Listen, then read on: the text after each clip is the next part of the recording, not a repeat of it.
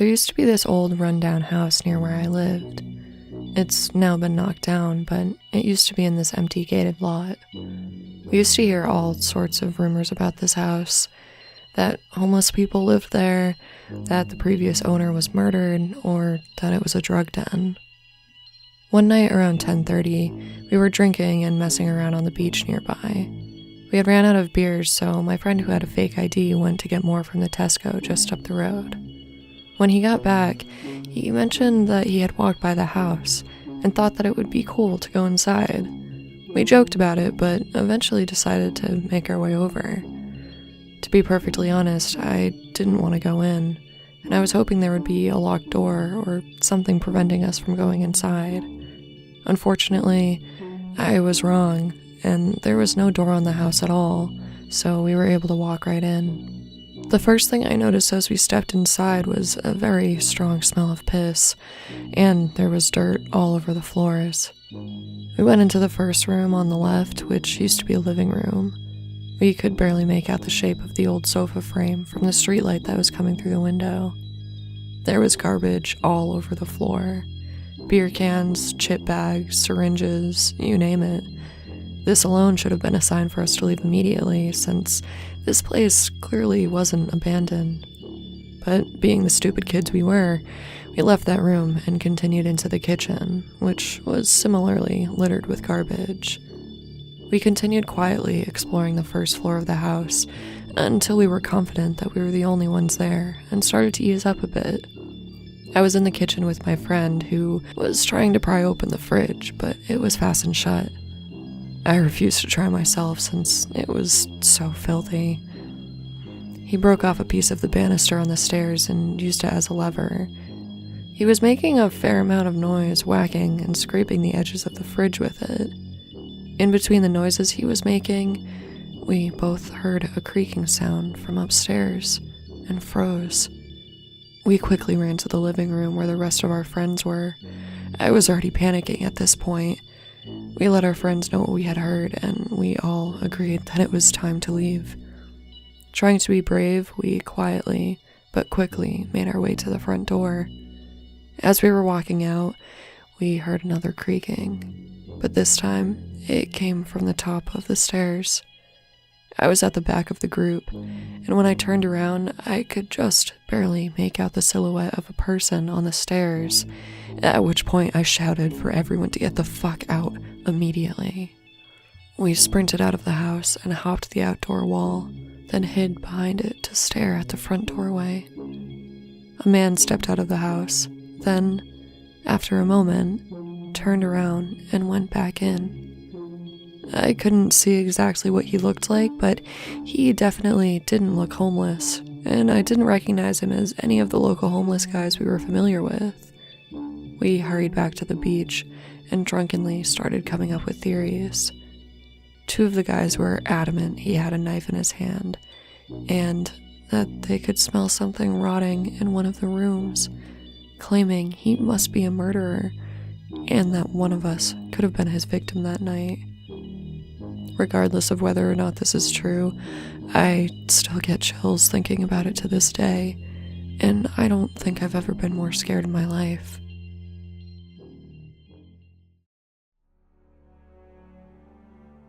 I'm an avid sailor and have had many creepy encounters during my travels. This particular story occurred a few months back on the Potomac River in the US. We had been doing a cruise that weekend to visit 2 of the 4 islands in the lower Potomac. The forecast had promised good wind, but unfortunately, it ended up being dead calm. We were planning on visiting the more remote island, St. Clement's, first, and then sailing upriver to Cobb Island to stay the night because it was a bit more populated.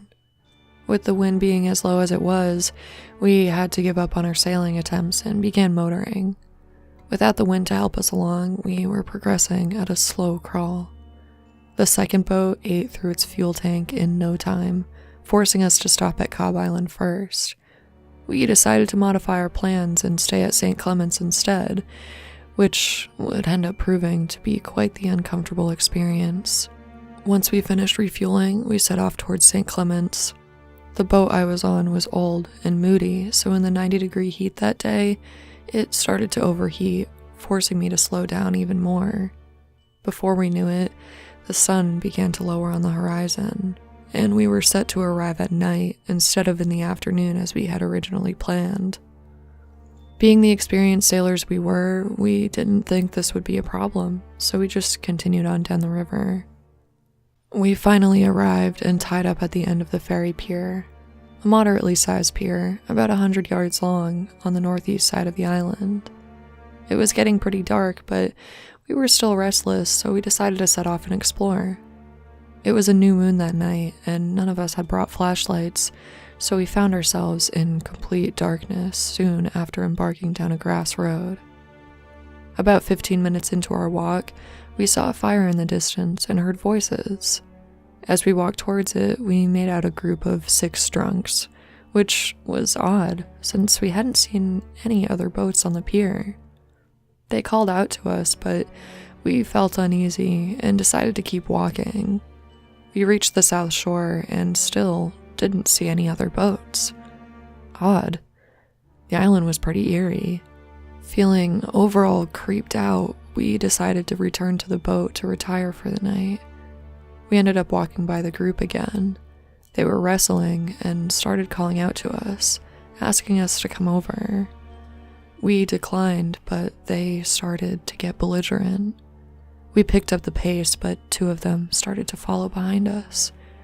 I was getting worried. These guys were big, and I had left my knife all the way back at the boat. We broke out into a sprint to get back, and the men began to run as well, but luckily ended up giving up soon after. When we finally reached the boat, we decided it'd be best to leave. We tried turning on the diesel boat, but the old workhorse had given it all she could that day and wouldn't start. A fresh breeze had come in, but it was coming from the wrong direction to sail away from the island, so we were stuck for the night with these drunks. That's when we started hearing voices and seeing lights move up the east side of the island where we had been walking previously. We froze, trying to stay silent as we extinguished all of our lights, but the waves were making quite the racket as they hit up against the side of our boats. The strangers' lights reached the base of the pier and then disappeared, but we could still hear the voices from a distance away. We waited for a long time on the boats, hoping that they would leave, but they would not move back down the shore. We ended up setting up a watch system. Half the crew went to sleep while the other half kept watch. We could hear the bastards walk out onto the pier, hitting the pilings with hard objects, occasionally breaking a bottle or 2. It was threatening. We had no cell service, and we were wary of trying to hail the Coast Guard, just in case the drunks heard us. Their taunting continued through the night, and finally disappeared as dawn broke. In the morning, we searched the island for them, but only found broken glass and the embers from their fire. Nothing else.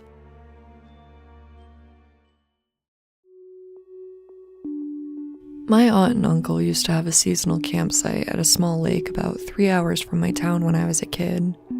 It wasn't anything fancy, but it was nice, a cheap summer vacation spot, and my whole family would visit pretty often. I would bring my friend Kay with us most of the time, since I'm an only child and valued her company.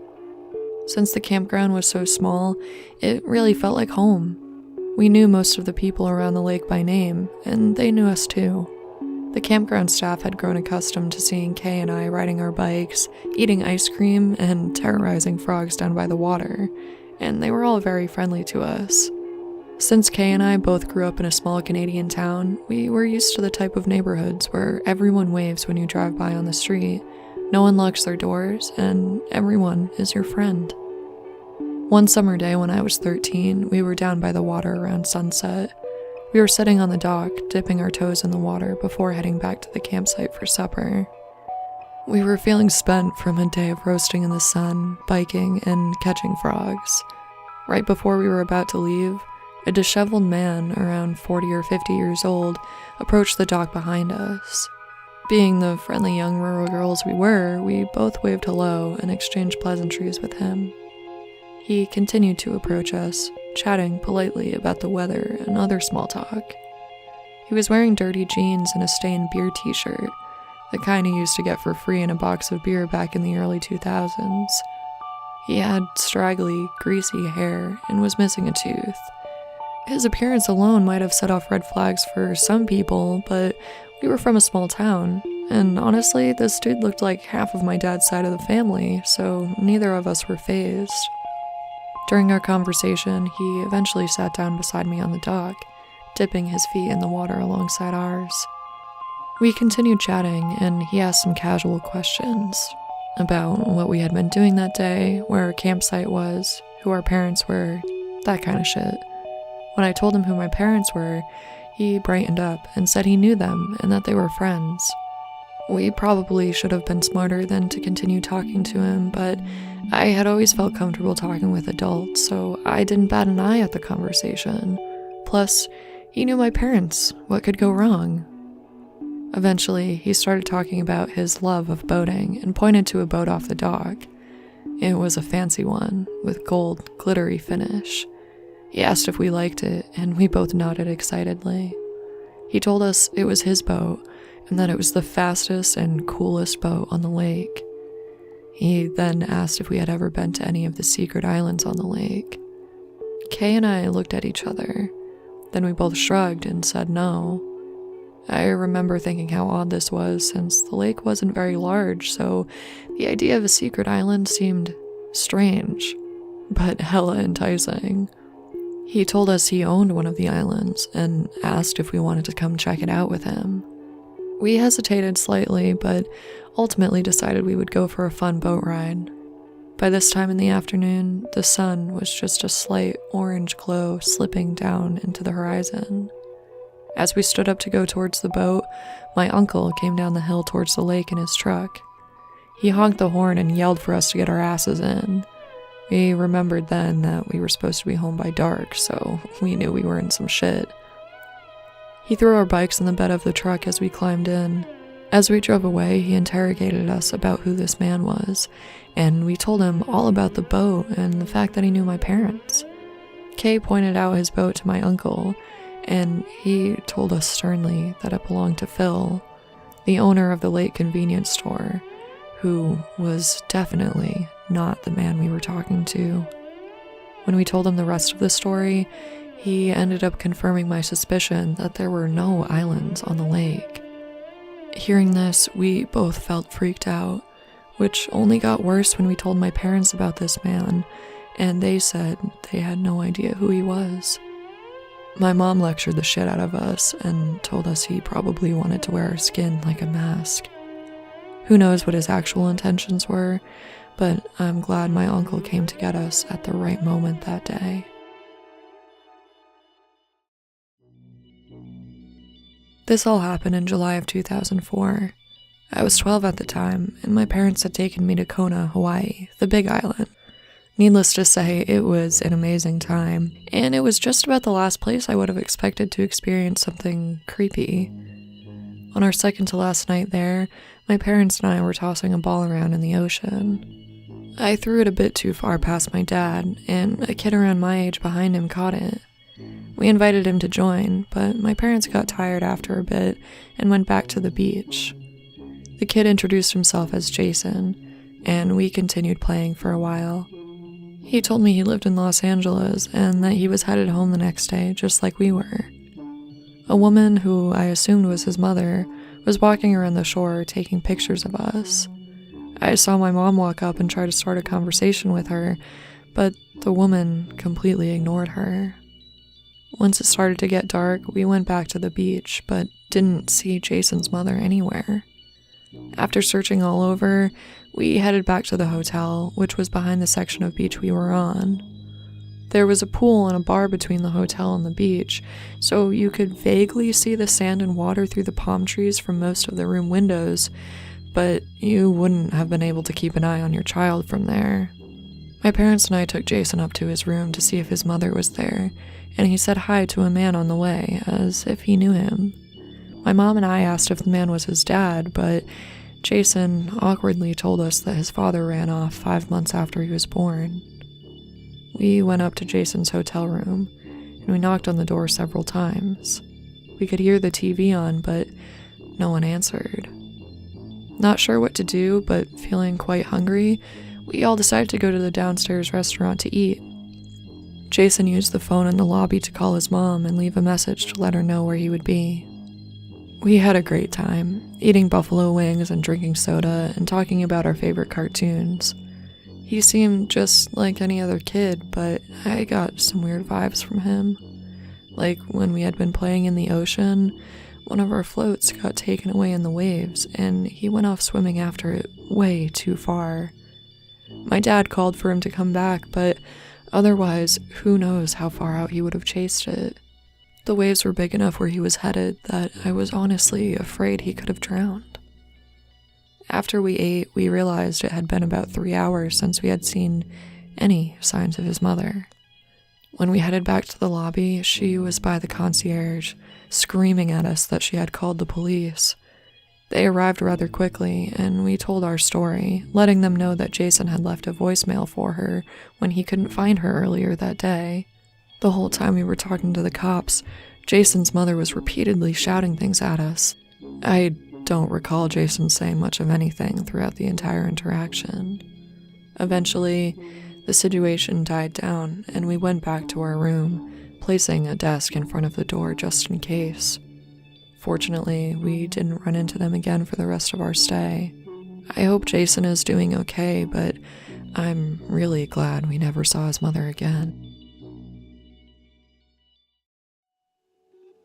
This story's a little long, and it's gonna make my friend and I sound like complete fucking idiots, but honestly, it's because we are. We completely ignored everything we've been told about basic safety because we're a couple of overconfident 20-year-old college dudes. This all happened last Sunday. My parents are pretty well off and love to travel to exotic destinations. They plan a trip to St. Lucia, a mountainous jungle island near the coast of Venezuela, and they extend the invitation to me, my sister, her boyfriend, and my friend Vince. This is a significantly underdeveloped area with an all-cash economy and a very small amount of taxes collected to spend on the community. Violent crime on the island was not unheard of. There are very few paved roads and a couple small, secluded, high-end resorts between the towns. We stayed at one of the nicer resorts, with my parents in one room and the rest of us in a room next door. The rooms were more like little huts, open entirely to the outdoors with easily accessible rooftops above and below. All was well for most of the trip. We went hiking, snorkeling, and spent a lot of time relaxing on the beach. As much as my friend and I enjoyed it, the resort was definitely more so meant for honeymooners, not for college kids looking for a good time. One night, Vince and I were drinking late at the bar, which, as usual, wasn't very lively. We got talking to the bartender, Gustavo, and bonded over our interests in shoes, music, and girls. He seemed like a cool guy, so we asked if he knew about any clubs or places to go to have a good time in town. He said we definitely needed to leave the resort to really experience St. Lucia, offering to take us to his place sometime, even showing us a picture of his house. This should have been the first red flag, but we were drinking and didn't see any reason not to trust our new friend. Gustavo had a massive house, complete with a flat-screen TV, pool table, bar, and a Camaro. We had been around quite a bit of the island at this point and hadn't seen a single house or car half as nice as the pictures he was showing us.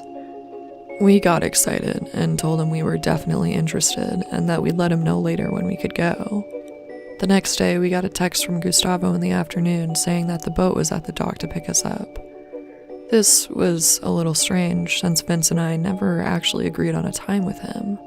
Feeling a little put off, we told him we had plans and couldn't go during the day.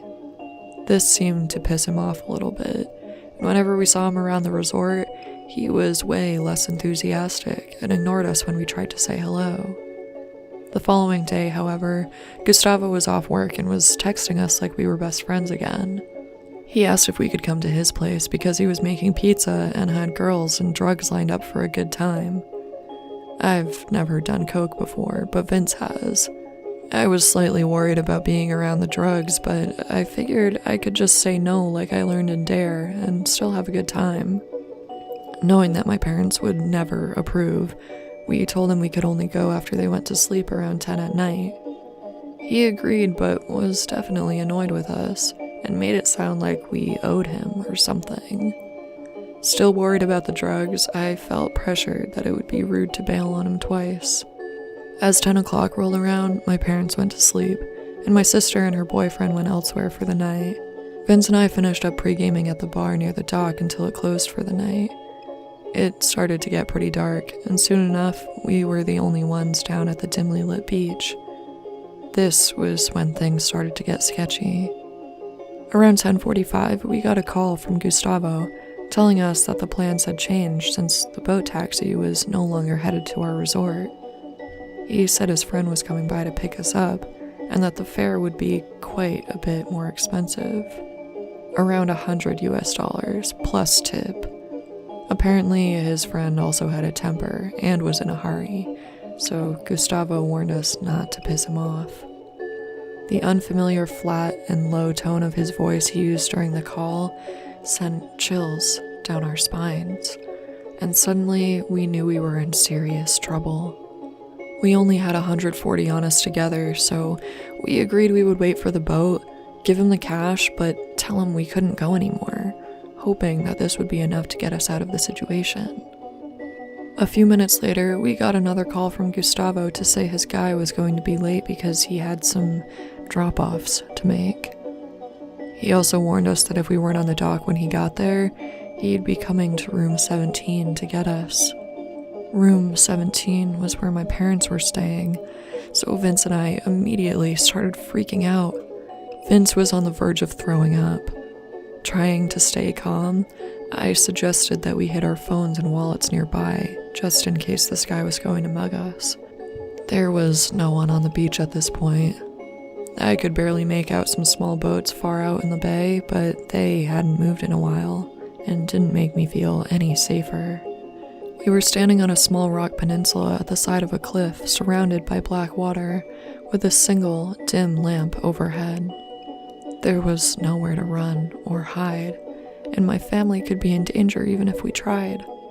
11:30 p.m., we get another call from Gustavo. "There's gonna be 3 boats coming. Just get in." We were fucked. We were so fucked. Why the fuck were there gonna be 3 boats? Vince and I were both skinny, young guys, and there was no way we could protect ourselves against multiple people. This was the perfect kidnapping plan. We were weak, young kids who came from well-off families who didn't tell anyone where we were going or what we were doing. Gustavo knew all of these things, and obviously had all of the resources and connections to pull off an abduction. Or worse. Just as I started to freak out, I spotted what appeared to be a security guard making rounds down the beach. I pulled Vince along with me and walked as fast as I could towards him. I explained, without using Gustavo's name, that we were supposed to be picked up by 3 boats, and that we were feeling extremely uncomfortable after the phone conversations with our friend, and just wanted to pay the boat captain and leave. I was hoping that even if we did get kidnapped, at least this would make it so one person would know what the fuck happened to us. He told us that no boats come around at this time, and that we shouldn't wait much longer. We walked not even 100 feet back before I got the single, most chilling text I've ever read. "Did you just talk to security?" It was from Gustavo. Vince and I both froze and stared at each other for a few seconds. I replied and told him we were just chatting, but that we were heading back because it was getting too late. He quickly replied, "Don't worry, haha." We replied, "Seriously, don't send the boats, we're not going anywhere." Once again, his response was, "Don't worry, haha," followed by yet another, "Don't worry." That was the last we heard from him. I've seen the movies. Coke dealers don't treat rats very nicely. Maybe Gustavo knew that I didn't use his name, and maybe that's why we were able to get out of this mess. Was the security guard in on it, or were we being watched the whole time? I guess I'll never know. What I did know was that we needed to get the fuck off that beach as soon as possible. We quickly started climbing the stairs up the mountain back to our room. It was so dark by then, with only the occasional dim lamp along the way. Every sound, every movement in the surrounding jungle scared the shit out of us. I've never felt this afraid in my life. We finally got back to the room and locked the door, and I went onto the patio to silently watch the climbable roofs like a fucking hawk. Vincent grabbed me suddenly, saying that he saw hands on the edge of our roof, but they were gone when I pointed my phone flashlight in that direction. For the next 2 hours I sat there, watching out for any intruders, ready to scream to wake my family up and fight for my life. The only slight comfort I got was a meteor up in the clear night sky, which was easily the highlight of my night. Eventually, we figured we were safe and decided to go to bed. Relieved to wake up in the morning without my throat slit, I finally relaxed a bit. Luckily, we were checking out of the resort at 11 that day, so we wouldn't have to see Gustavo again. Before leaving the resort, Vincent and I wandered down the beach to kill some time. That's when 2 large native men that did not appear to work at the resort approached us. The larger one came up to us and said, "Hey, are you the guys that were supposed to be on the boat last night? You know, Gustavo." I tried my best to sound confused and told him I didn't know what he was talking about. "How much longer are you guys staying?" he asked us. "We're leaving in an hour," I replied, trying not to reveal how nervous I was. He looked at me with a knowing glance, held out his fist, grinned, and said with a low voice, "Safe trip home." I bumped his fist and walked away, trying to remain cool. It felt like everyone who worked at the resort was looking at us and whispering for the next hour, and I just wanted to get the fuck out of there. I didn't feel safe until we were finally through security at the airport.